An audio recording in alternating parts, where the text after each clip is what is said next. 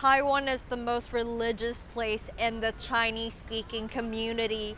According to a survey, there's about 80 to 90% of Taiwan population that believe in folk beliefs, which include Buddhism, Taoism, Confucianism.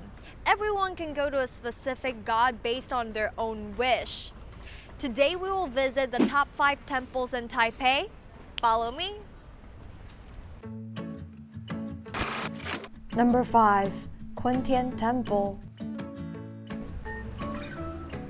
I know what you're thinking. Where are the other gods? Are they playing hide and seek with us? So this place used to flood all the time. In order to protect these gods, they set the actual temple on the second floor. The first floor is just for activity use. Come check it out. Hello, Wei. I was wondering what god does Kuntian Temple worship? 我们这边主事是那个三太子，我们家俗称叫楼家三太子。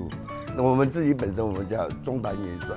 What's special about Kuntian Temple? 因为在坤天庭它是属于比较早期比较农业社会，早期没有什么医院啦，在这边的话都是问世啦，问世就是生病啦，而且结婚啦，还是人死掉了，都是会请我们的中坛元帅还有黑虎将军，然后去在他们家里然后做客。Does 太子爷 bless for anything particular? 尤其像有买新车啦，摩托车啦，他都会来庙里，然后求一个那个福，然后回去挂在车上保平安。因为我们这个太子也有踩着那个风火轮，所以说其实行车上的方面、安全上的方面都有在求。Let's take a closer look.